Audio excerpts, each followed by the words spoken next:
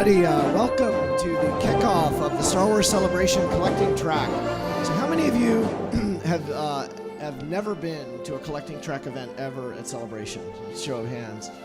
So there's quite a few of you. So I'm gonna walk you through a few highlights. So this is something we've been doing now for 20 years. We've been doing this since Celebration 1 in Denver in 1999, and it's changed a lot over the years. We're gonna probably talk about that in some of the panels. But one of the exciting things we do in the collecting track is, in addition to having great speakers and panelists, we also have giveaways. So at every one of these events, when you exit at the end of the talk, so we don't do it in the middle of the talk so people don't get up and leave, but at the end of the talk, we have a giveaway, and it's sort of our tradition. And this year we're bringing back Star Tots, which are basically small, like preschool style stylized flat figures on a card that looks like an action figure card.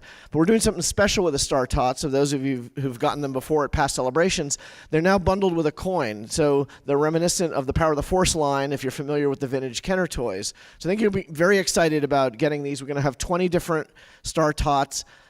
In each of the panels, we'll have a different Star Tot. And I want to thank Chris Georgoulias and a whole bunch of sponsors and other folks that helped put that together. And that's going to be a big part of what we're doing this next few days. The other thing I want to mention is we also have a social room. You may have seen it. It's a couple rooms down.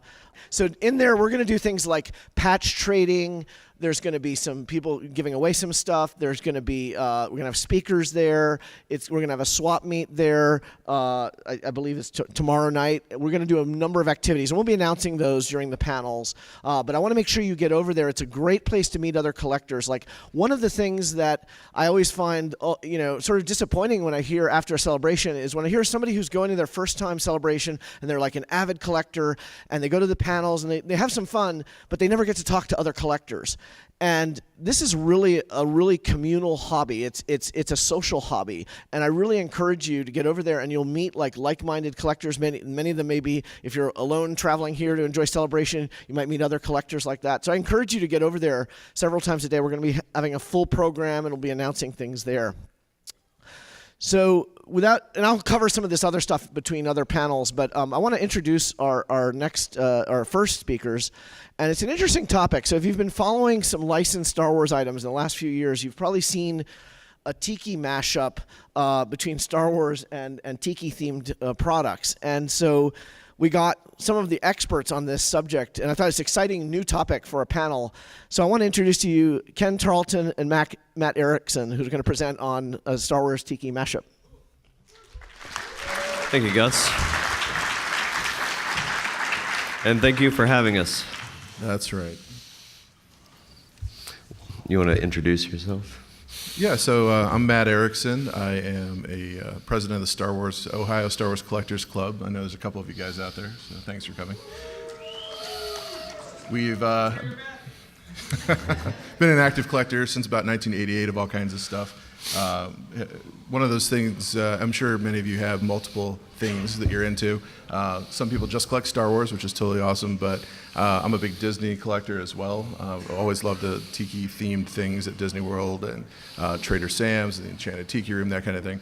And when they start mashing things together that you're a big fan of, it's pretty cool. So I have kind of embraced the Tiki culture. We have a little Tiki room in our house, which is kind of fun. And Ken also is a fellow Tiki enthusiast. So we'll talk about what you do. I'm Ken Tarleton. You might know me as the Elvis Trooper. I've done that many years at many celebrations. But also you might know me as a patch collector. And I've done panels on patches before, and I've done collector tracks on club merchandise. I think it was the last one I did. But I'm a big Tiki collector as well, so even before you guys know Geeky Tikis, but even before that all happened, I was trying to source out what's out there. And there wasn't a lot, but we're going to show you some cool stuff as we go along here. We'll let you go ahead and take some background. All right, so let's talk a little bit about Tiki culture. I know not everybody is necessarily an expert. I'm hoping you have a casual interest, or else you probably wouldn't be here, or you want a Star Tot, which is also cool. But let's talk a little bit about what is tiki culture? So tiki culture really boomed back in the mid-20th century as a lot of GIs were coming back from being deployed in World War II. They were stationed in very tropical, exotic places, and they brought home a lot of cool souvenirs from that. A lot of things started popping up in the late 1950s, early 1960s. People started making their own little tiki bars in their houses, in their basements, in their backyards, and they really wanted a way to celebrate that. So we showed, the picture that's here is an old restaurant that used to be in Columbus, Ohio, that was it was wild because it was across the street from a Kmart. You just wouldn't expect to see something like that across from Kmart. But you'd walk in and they have exotic drinks and a lot of food from all over that part of the world, which is pretty cool. Tiki Mugs is sort of this subset, so it's kind of, many of these restaurants will serve these drinks, which are heavily rum and other alcohol flavored, in these very exotic mugs. And a lot of folks, even back then, were collecting these mugs, bringing them home, setting up a little display like this where they had some way to show off as almost a badge of honor, like, look how many different drinks I've consumed at these, at these restaurants. The true tiki connection, though, a lot of people think, well, is this like a religious thing? They saw the Brady Bunch episode where Greg wiped out. Anybody remember that? Yeah. All of you, they're old like me. But there really isn't. It's really more meant to be sort of a loose, stylized kind of thing, not really truly representative of any particular culture. It's kind of a mashup of that even. And it evolved over time as we got past World War II into the atomic age, and people had this desire for escapism. And I think that's still something that's very relevant today, where we all work hard, we all have families, we all have a lot going on, and sometimes you just need a break. And that's kind of what tiki culture at its core is. It's a way to get away from the day-to-day reality and take yourself somewhere that is quiet, good music, kind of a chill vibe. That's really what tiki culture is all about. Before you go there.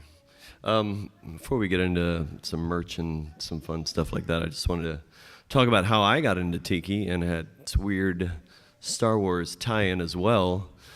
Is my first tiki bar really was Trader Sam's down in Anaheim, and which was wild because we were down there doing the first ever WonderCon in Anaheim since it moves from San Francisco. So for some friends were like, well, let's hit this bar up. It's a new thing. And we go in and we're looking at the menu and they're like, you can get a drink and it comes with a mug for a few more dollars. So we got our first mugs there and it just, wow, that just sparks interest. How many other of these places can I go? When can I come back and get the next mug and have a drink with friends? And it just snowballed into that, and which is a weird, tie-in because it's Disney and now Star Wars is owned by Disney, and so it's a real mashup of fans that are into a lot of different things as it comes around. Yeah, for sure. I think one of the neat things is there's a website called Kritiki.com if you've ever had a chance to check it out. I travel for work quite a bit, and often, I'm there on business, so at the end of the day, I'm looking for something to do. There are tiki bars in almost every major city in the U.S. and really all over the world, but really in really weird places. Last December, I was here in Chicago, and there's a great bar called 3 Dots and a Dash. Anybody heard of it, right? It's a good place, right? Yeah, it's in this alley. Oh, so yeah, we got lost going there this week. Well, I think a lot of people got lost trying to go there this week. But it's worth checking out. It was in Kansas City a year ago, and same thing. Kansas City has a really cool speakeasy style bar that's under it's like a BW3's kind of sports bar that you'd never imagine. And you have to go down and press a button and look at the wall, and then they sort of buzz you in. It's a very kind of cool, almost kind of counterculture kind of thing, but it's really neat to check these places out. But that's exactly what we did as far as we hit up at least 2 bars this week as we came in town. But it was that thing where it's like Celebration's going to be in Chicago. I'm like, oh man, that's going to be horrible. I want Orlando or I want Anaheim. But all right, Chicago, I've never been there. But hey, look online. They have some tiki bars that I've never been to. So there's your silver lining. So in full disclosure, Ken lives in California, so he doesn't leave it very often, right? All right, so you guys want to see some stuff? What's really cool when you go to research for a panel like this, we were aware of a lot of things, but you start digging into the what's out there, and there's some pretty cool stuff out there. In fact, one of the things that's on the next slide, we'll have this gentleman in the second row here wearing the shag shirt. You want to stand up for a minute so everybody can see what you're wearing here? This is our live model of our shag Aloha shirt. We did not plan this, but hey, it works out well. These kind We of don't need to plan anything. It's just aloha, baby. Aloha.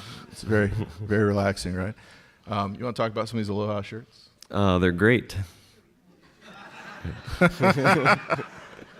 Wow, this panel's going to be like 15 minutes and we'll be done.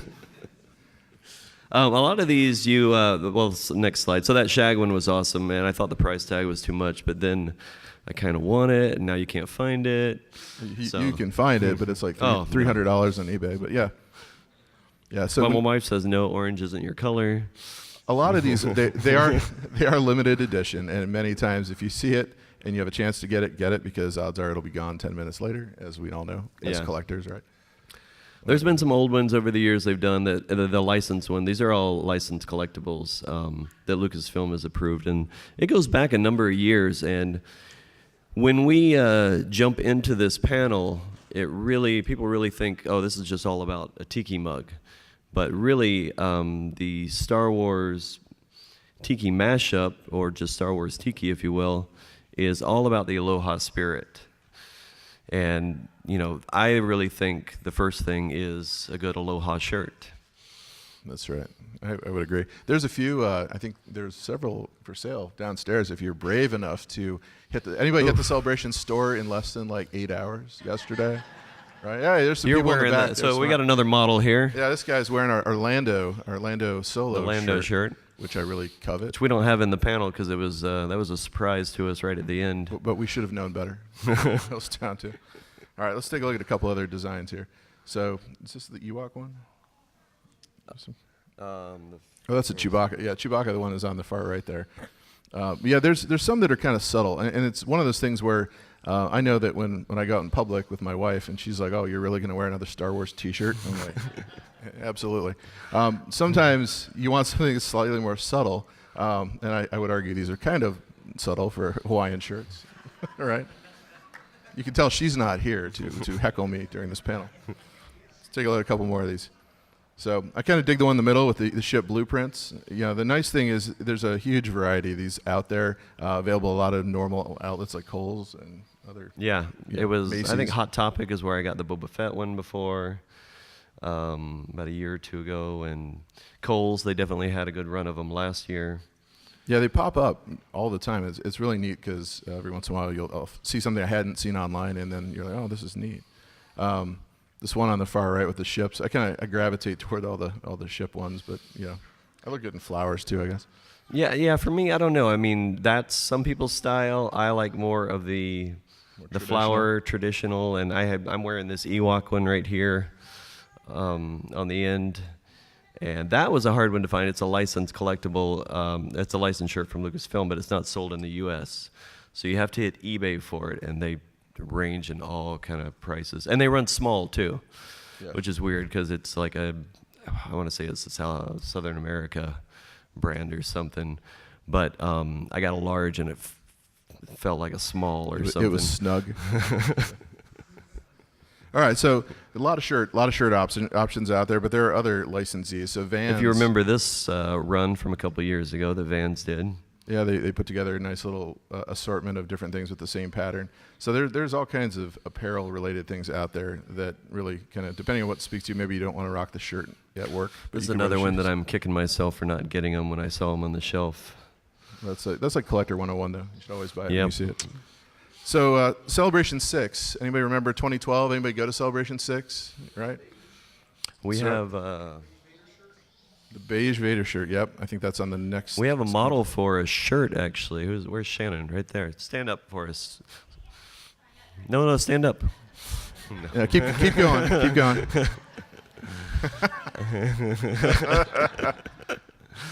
So they made that shirt as well. That was, C6. Yep, C6 in Orlando, right? They did a whole pin set. Yeah, and posters. The they had those little tumbler glasses. Yeah, and this was another one of those things where I wandered into the store and was like, "Oh, this is awesome," because I wasn't expecting. Well, I remember them saying it's going to be a little bit of a Aloha Tiki theme, and I'm waiting. Where's the mug? Where is the Tiki mug? And they come out with a glass. Yeah. So disappointed at that time. That's right, but you had like 7 years to get over it, right? Well, yeah. All right. So a couple more of these same designs on solid color T-shirts. Again, these were neat. I saw some people rocking these at the show. I'm not big on those colors personally, but hey, more power to you. We've got the shag bar. Going back to the shag stuff, yeah. I did pick these up in Anaheim, and my wife said don't get the shirt, but I should have. This same design. These might not be true to traditional Tiki or Aloha theme, but it's his artwork from the shirt, and you get into the bar setup stuff too. You've got a shaker, which you need on your bar anyway, so why not go for that one? Yeah, if you look around, Shag actually has a ton of mod 1960s style prints and artwork. A lot of really neat stuff if you're into that heavily stylized look. I think his stuff's pretty cool, personally. So now let's get into some mugs. So let's talk mugs. So let's take a look at the maker himself. That is one hell of a mug. I gotta say. That's right. So you can, I don't know if this is a Tiki mug itself. It's close enough. If it's Star Wars, sure. So this mug is super hard to find. I don't own one. The middle picture is actually from Rancho Obi-Wan in Steve's collection. I think Ann actually got that one. That was an employee's Christmas party gift. I was trying to figure out what's behind him. Like, what is he sitting on there? It's kind of That's in the wine, the Skywalker Vineyard wine section of Rancho Obi-Wan and stuff. All right, so some of you may or may not have heard of Geeky Tikis, right? Anybody ever heard of Geeky Tikis? So if you like Geeky Tikis, this is a really good show that you've chosen to attend. I think I spent $500 in the first 10 minutes of this show. Yeah, but this is what I came looking for. So we were going to have Brandon, who is Big Kahuna of Geeky Tikis, sitting right over there, telling you all about this section of the panel. But because you guys are buying so many mugs, he can't get away from the booth.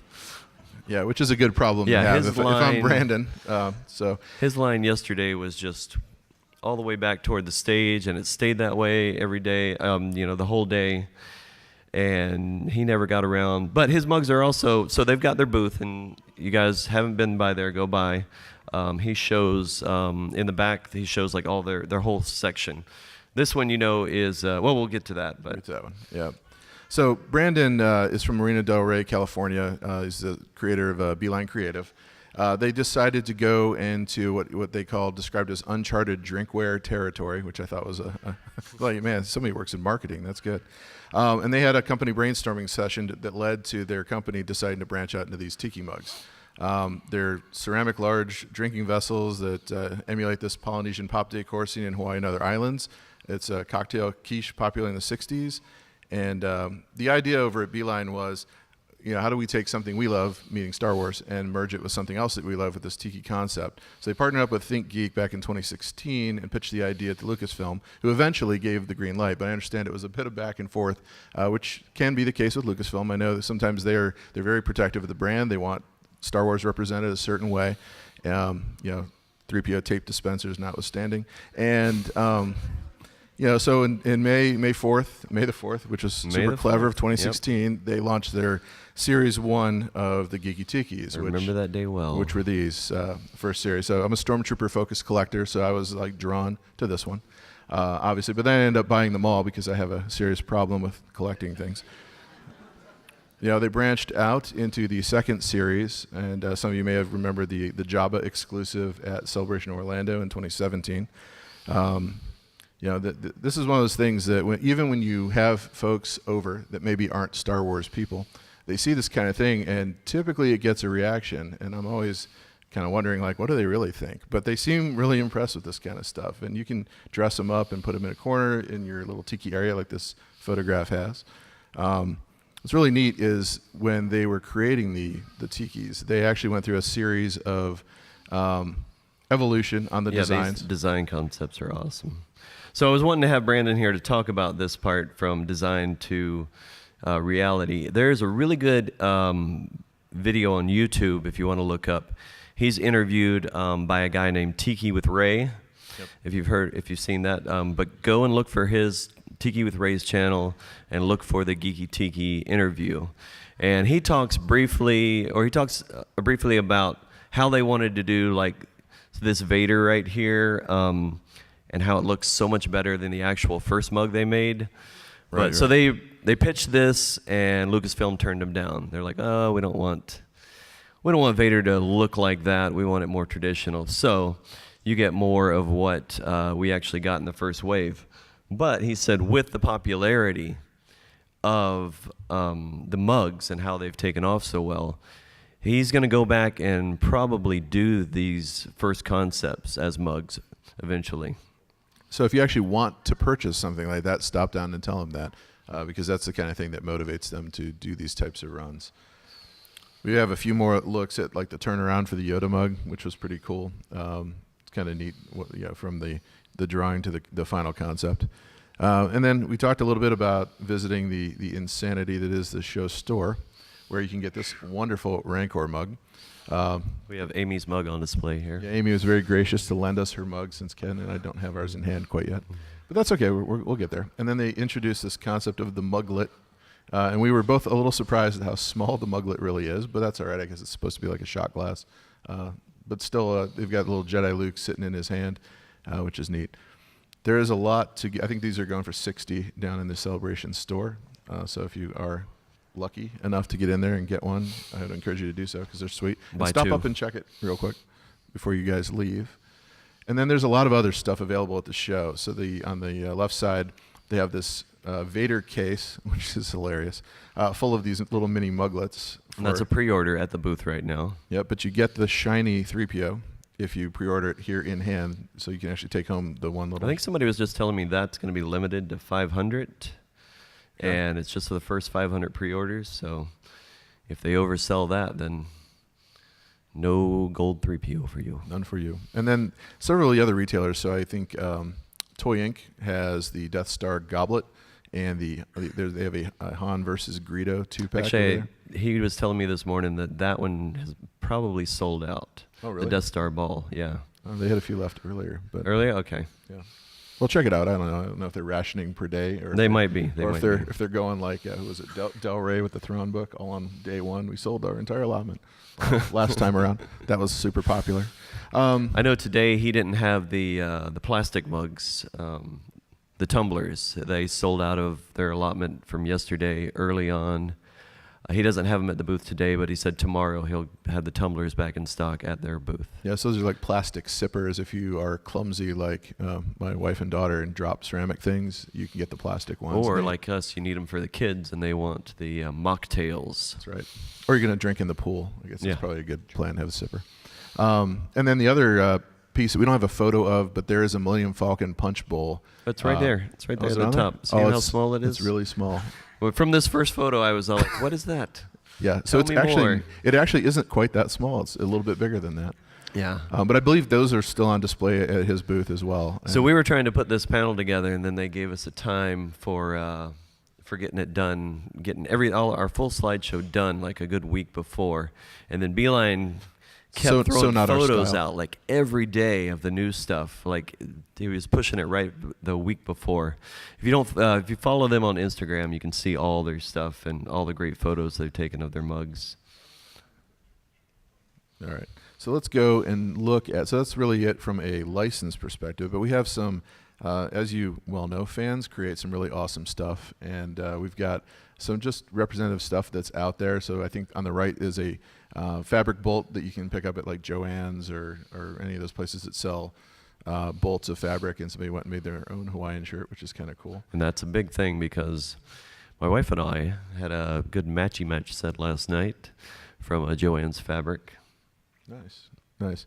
And then you also have the plethora of online T-shirt stores that have all kinds of cool designs that are out there. The Princess Leia's is hilarious. I want to get one of those.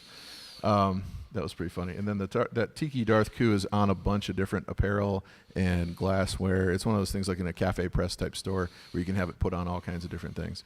But they're easy to find. I mean, if you're in the mood for, I want a Chewbacca Tiki looking thing, it's out there. I did forget to mention that back to Geeky Tikis real quick. Oh, yeah. They have swizzle sticks, if you haven't seen any photos of them yet. online, kind of like these things are out here.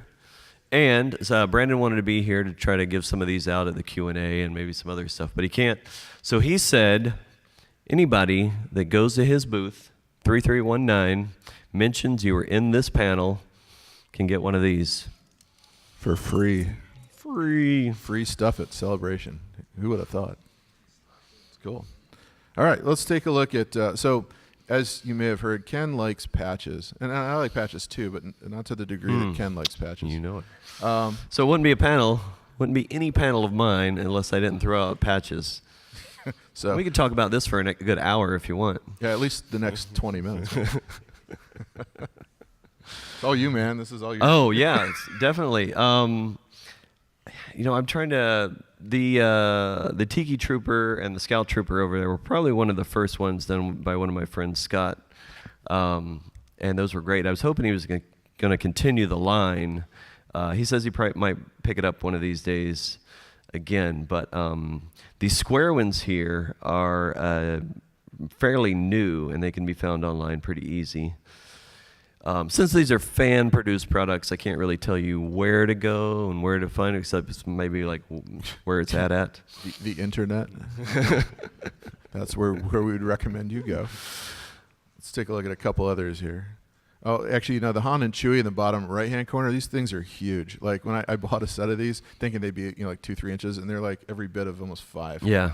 And those are good. Those are actually from what's called a Moral Patch company. So they're Velcro backed. Yeah. They're really good quality. Our friends at the 501st love their patches, as most of you know, and they put on some really cool. They had a tiki party last year at San Diego Comic-Con, which is that bottom right hand like shield looking one, which is cool. Yeah, and a few other of these are personal patches from which is a big thing in the 501st patch collecting, or any of the club collecting. People will put out personal patches. And there's been quite a few that embrace this Aloha spirit, or the spirit of drinking. It's a great spirit. I mean, come on, let's be honest. Right? Everybody, oh, look, the guys in the third row here from Ohio, they're drinking out of the Han and Carbonite. That's. Oh, look at you guys. Oh, you got to hold them up now. Now, if you're going to show off, that's how. You need to share, to be fair. And I'm going to talk to Brandon. I want an upside down Stormtrooper mug helmet. Like, I think that. Oh, yeah. That's my grail item, I think, now. So a couple more personal patches. Oh, these are great. I love these. So Ken here on the left. You want to? Oh yeah, sure. Want to pimp your So stuff? I did my first Elvis. So I've been doing the Elvis Trooper, as I don't know, everybody might know. And I've gotten into the Tiki, right, over the years. So Celebration Orlando is when I did my first mashup, and I had a good artist friend of mine. You know, I pitched him this concept, and I was all like, so I want the Elvis Trooper to look like a Tiki statue. And he's like, I don't understand what you're saying. He's like, I want a statue of myself, is what he was saying, right? I said, okay, let me sketch it for you real quick. I go, this is going to be really bad. And I sketched it out real quick, sent him a photo of it. He goes, okay, I understand what you're talking about. Let me work it up. So he comes back with some artwork, and we play around with it. And I just fell in love with it. And I just have used it. So I did the 2017, the Orlando patch, and then I ran out of those, and I'm like, well, I want more of this patch. So I said, let's redesign it. That's the middle one, just as a standard patch that I can take to bars and hand out. And I've given them to bartenders. I gave one to a guy in Belgium when we were visiting over there and hit up a bar, and I've taken him to Trader Sam's. I usually put him out there and take a photo with one of the mugs or something that I'm drinking out of. And then I said, hey, we're doing Celebration Chicago. What can you do for me?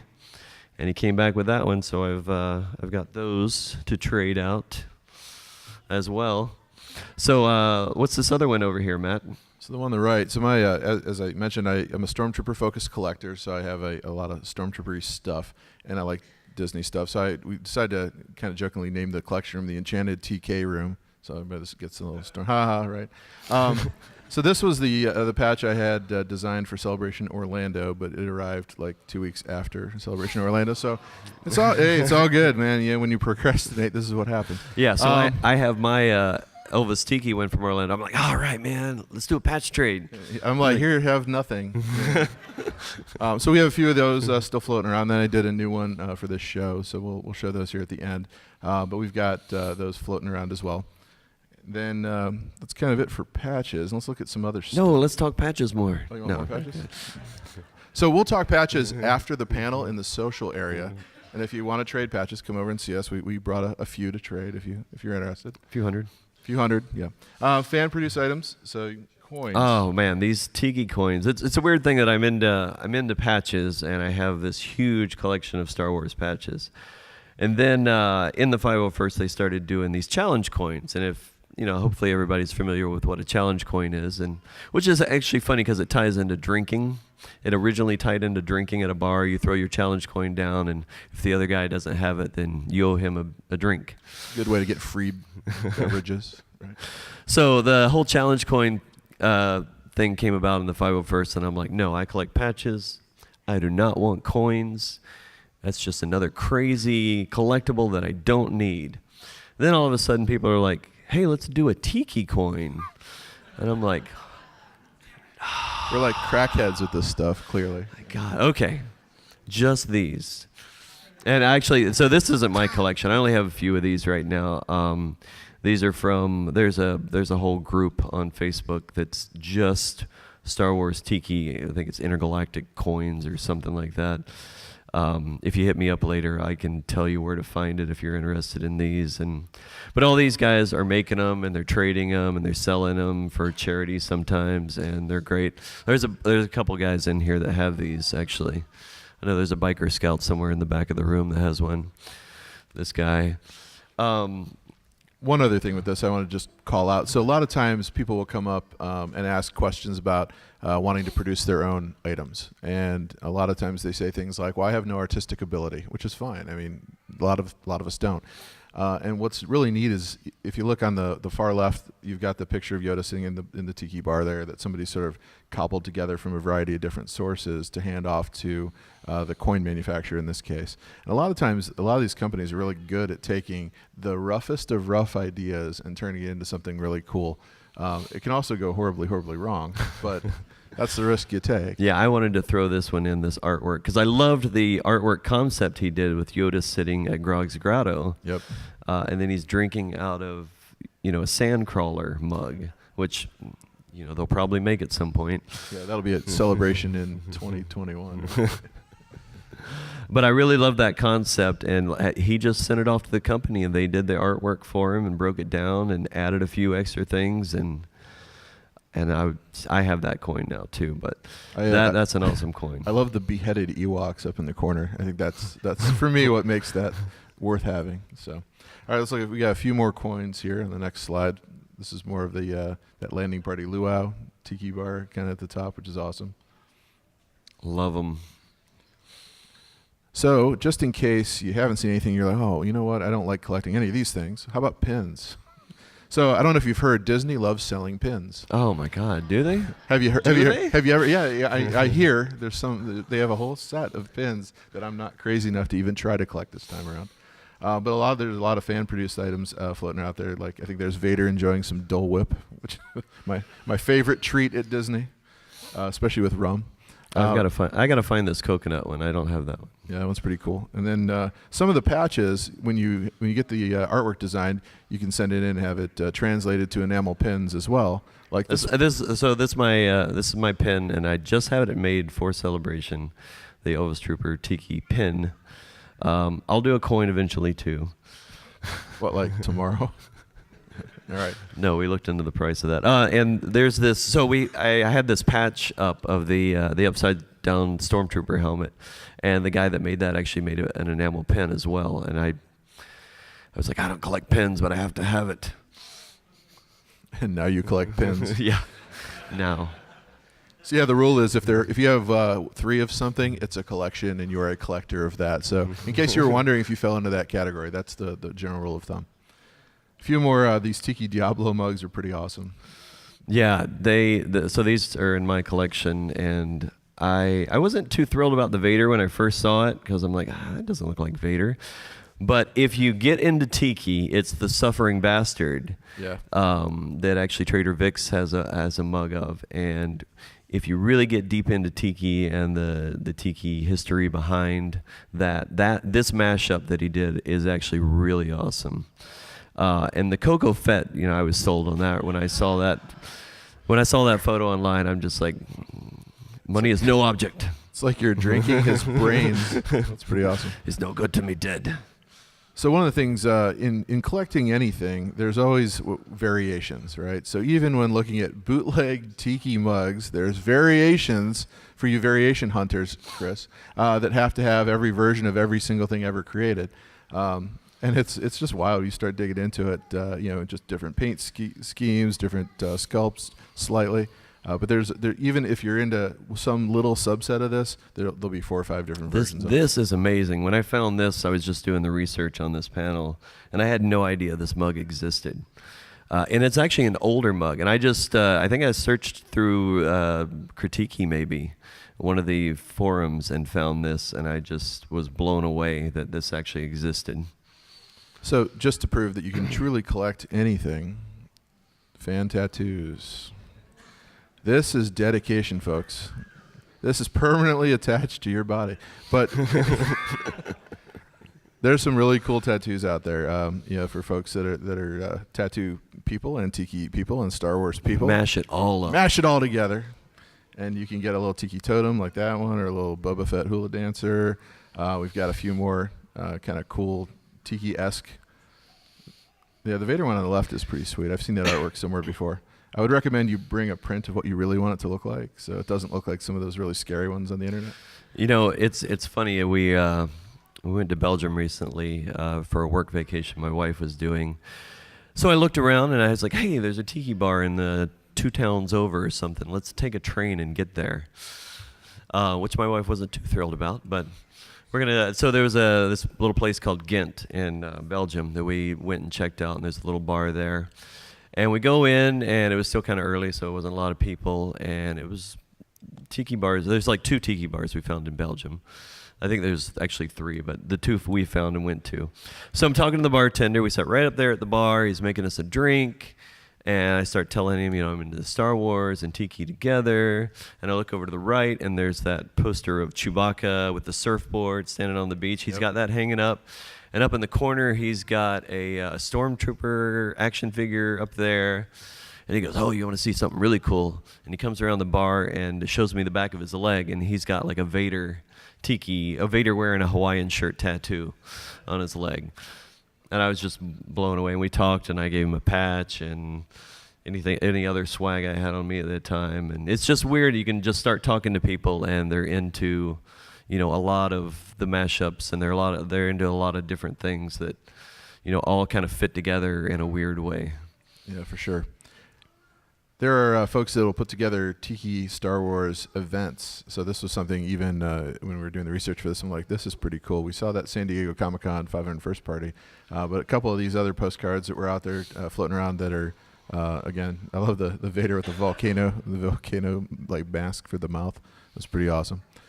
Artwork, there's so many Tiki Star Wars related artwork out there. I need more walls in my house, I think. Yeah. My wife would disagree, but hey, whatever. This particular series was pretty awesome. Isn't this great? So that one's neat. And then there's a companion piece with the best figure ever, the Stormtrooper in the middle. And then those other 2. You could actually cut off either side of this, and I'd be fine with it.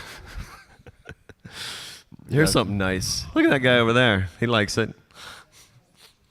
So that's so you got this commissioned, right? This is the original oil, right? That you have hanging up. I had a collector event party. It was a beach party theme, and I commissioned Sealy Sobieski from California, and I live in Chesapeake Bay Bridge in Maryland. So I wanted an R2 theme, and he came up with the idea of having a layup hula dancer. So it's called R2's Hula. R2's Hula. That's pretty awesome. Chewbacca looks like he's already like 15 Mai Tais in on this, doesn't he? He's like, So these two on the outside, if you're into the Tiki community, you know who does these. That's a guy named Tiki Tony. Yep. Out of California, and he's into Star Wars as well. I keep trying to get him to do. He's done like little box sets, and he's done mugs and little figures and stuff. He's done those before, but I keep talking to him about trying to do like a May the 4th be with you box set, because he's done these artwork before. So it might happen one of these days. boy, that one on the right is really trippy. It's very cool. So, I mean, that's the other thing, too. I mean, we could say that that's the Aloha spirit with the flowers and everything. It doesn't always have to be about the mugs. No. Yeah. So what to really focus on here is the one in the middle, not the one on the right. I'm just kidding. No, so really, and tying back to the Aloha spirit, a velvet Akbar still kind of fits, Right. I mean, if you go into any tiki bars, you're usually always going to see a velvet painting, usually a Hawaiian girl. But say you want to build a home. Oh, say you're like me and you have a Star Wars man cave, right? So it's all Star Wars. But hey, over the last years, I've gotten into tiki. How can I kind of combine these things together? Yep. How can I, really, I don't want a full-on tiki bar. I don't want a full-on just Star Wars collectible room. So some of these things really tie in, and we'll talk about that a little bit too. But that the Velvet Akbar, and I'm sure that's done by Bruce White, right? Yeah, he is. Yep. Yeah, and that's actually hanging in Rancho Obi-Wan's collection. Yep. If he was what? Black velvet clown makeup, There's a commission idea right there. I like that. Couple more fan-made things on the far right. This is someone's little Lego tiki bar that they built. I'm like, this is amazing. Like, this is so cool. Because we have folks in our group that are huge Lego collectors. So again, you take your Star Wars thing, your Lego thing, your tiki thing, mash it all together, and you get that, which is cool because it takes up a lot less space than my actual tiki bar does. Oh, and I love this TIE fighter too. This fan-built TIE fighter. Yeah, and then we see the artwork that we saw on the previous screen were stickers, and then this thing is like it's like an inflatable with the same like totem art on it, and then the Tiki Trooper patch design shows up on mugs. So this stuff is like all over the place. I'll tell you though, what's really cool, like that TIE fighter's hand carved. These are all hand carved. Yeah, like this stuff. This Boba Fett, the colored one. I remember this guy selling. This guy's actually kind of local to here, and to this area, and he was selling this. He put it up online, and I was so tempted, but the shipping would have just been outrageous. So we have to drive it home, Ken. Back to California. Now this, tell us about this piece on the far left. Oh yeah, so this paddle is pretty awesome. This is made by a local friend of mine, and it's just a paddle, so a lot of times you'll see like type of paddles hanging up at tiki bars and stuff like that. So he just found an oar basically at a yard sale, and he just went to town carving. And I had no idea about this, and he shows up one day. He goes, I got something for your outdoor lounge area. He goes, would you like this? I'm like, oh my God, that is amazing. And you were like, let me think about it. We showed on the right there's this little Fett helmet carving. So these are the things that, so I have like an outdoor lounge, and I'll redo my Star Wars room eventually to make it into a Star Wars tiki bar. So we wanted to put up a bunch of these things like this where you can make it yourself or you can commission people to do it. But it's, we're going far off of the licensed type stuff. But it's that feel, you've got mashing the two things together and just making it a one-of-a-kind piece just for, your own personal space. So speaking of one-of-a-kind pieces, so here's some, these are pretty amazing. If anybody remembers the Vader Helmet series from Celebration long ago. It's 5, I think, right? This was done by Shag himself, actually. He painted that one. Yeah, and then there's a lot of fan-made or fan-painted ones, like the First Order over here. We've got a good buddy back in California that has some great designs that he's painted up. Some of just the store-bought helmets, you just repaint them. Yep. So these two on the next panel, these are like holy grail type items. Like these are awesome. Both The Stormtrooper one was after the Vader project, Right. and it was the Stormtrooper project basically. And those, were made by artists and then sold for charity. So the Stormtrooper one was done by some people in California, and Daniel Logan actually helped out on designing that one. And from what I had always heard, George Lucas owns that one. He bought that one, and it's in his collection. But when he's ready to sell it, I will be there to buy it from him. Right. So we've talked a little bit about making this stuff your own, and hopefully if you take anything away from this panel, it is truly try to figure out ways that you can tie your own interests into your own area. We've got our the little Stormtrooper blaster, which is pretty cool. We've got these little Forest Moon tikis. But this field guide to tiki decorating by Trader Brandon. So he was involved with a lot of the design work at Trader Sam's. Yeah, he did. He was like the main designer for Trader Sam's, and then he did Grog's Grotto. Yeah, and it's a great little read, but it talks a lot about just ideas around if you're looking for a little bit of inspiration as to how to introduce some elements of this into your own house and your own collection. There's some really cool stuff in there, so I'd recommend taking a look at it. And then we just found some great stuff online that is not exactly tiki. Well, this shelf would be a really good display for your Geeky Tiki mugs, and some other stuff that you can find online or have craftsmen build that give you that wooden feel, that give you that feel of stuff you could add to your home Star Wars Tiki Bar. If you're lucky enough to find that huge C-3PO, which is in Rancho's collection. I'm sure. Yep. And then this piece, you want to talk about? This piece is great. This is the Regal Robots Boba Fett plaque. I bought it and I was like, I want to hang that in my Star Wars Tiki lounge area. But I looked at it and I was like, I really want it to be more. I want it to be more tiki. So I actually used that book, that field guide to tiki decorating. I went through and read that as far as what some weathering techniques and how to carve stuff and like that. And I'd never tried this before, so this is something I did. I just drew it out on an old plank I had, ground it out, weathered it, did some staining, and then you'll see the final result from their piece they sell to how I tiki-fied it a bit more. Yeah, which is awesome. That turned out well. So this one here, everybody, if you're looking for something at the show, here's something I'm really looking for. If you can help me find one of these. I have one of those in my collection, Of course you do. My lovely wife commissioned that for me. So we have a Facebook group if you're interested in continuing this conversation, because we're wrapping it up here toward the end. Facebook.com/group/Star Wars Tiki. We kicked that off a few weeks ago, and we've got some Tiki-like minded folks in there that are sharing ideas. And come join the conversation. We'll have all of this stuff posted. We'll have a link to the YouTube video of this us just rambling for an hour. So thank you for listening to that. We appreciate that. But I want to throw in.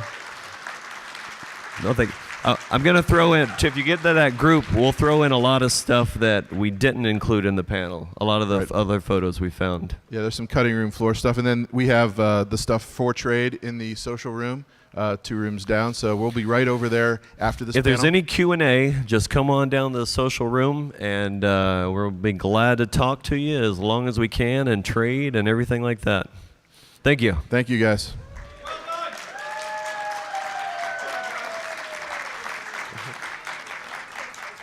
Yeah, absolutely. Yep.